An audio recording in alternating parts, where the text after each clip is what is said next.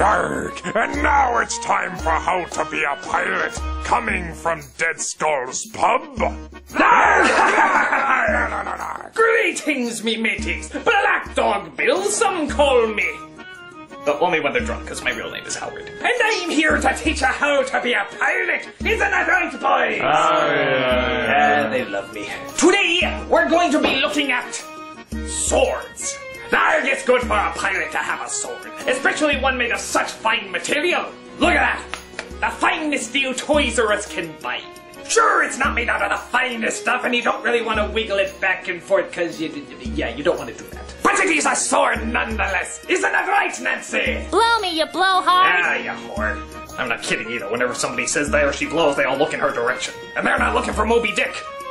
At least not in that sense. But anyway, the first thing to remember about your sword is to always hold it by the handle. You have no idea how many people make the mistake of holding it by the wrong end. That's how Captain Hook lost his hand, you know, by holding it the wrong way. Well, actually, it just gave him a small cut on the finger, but he cut off his hand just to be sure. The other important thing to remember about your sword is don't use it as a toothpick. One pirate sued the sword-making company just because of that, and he won. He got the same lawyer that told McDonald's that their coffee was hot. That's why all swords say on the very bottom of the handle, caution sharp.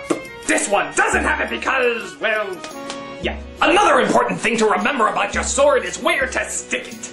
One sad pirate had the misfortune of sticking the sword down his trousers. This was not smart. He pulled out his sword at the wrong angle, and let's just say he's no longer called Long John Silver. He's now called Short Penis Iron. The same thing happened to Pig Leg Johnson, who not only has a pig leg, but also a Pig Johnson. Needless to say, he does give new meaning to the term got wood. You got wood by him, you probably also got termites with herpes. Is that not right, Mr. Adams? Don't bother me, lead dick. Ah, you goat lover. The man is so thick he thought Davy Jones's locker was where a member of the Monkees kept his gym clothes. But back to swords. Using your sword in battle is very, very important. In fact, it's very important to chop off as many body parts as possible.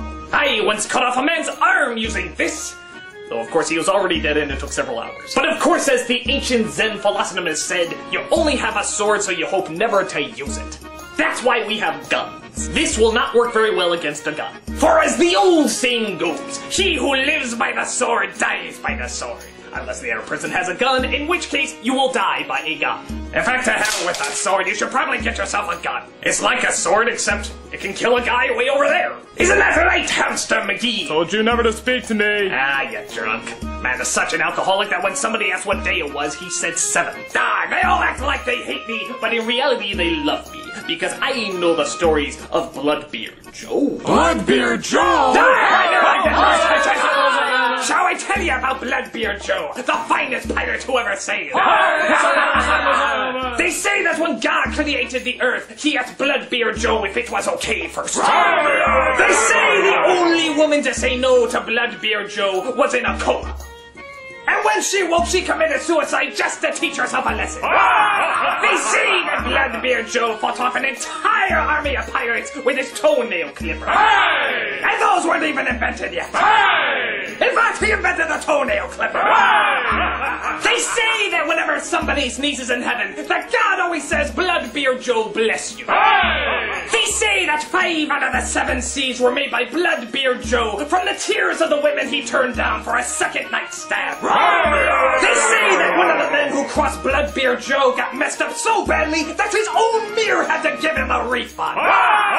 So let us all raise a glass to Bloodbeard Joe. He may not be God. Oh wait, yes he is. Tune in next time, me mateys, for How to Be a Pirate. See you soon. This was How to Be a Pirate, the greatest show that ever... Yarg.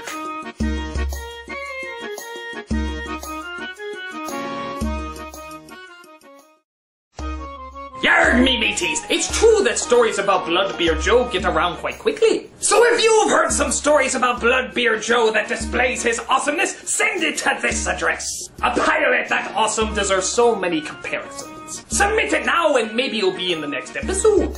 But turn them in quick, lads, because I want them quick.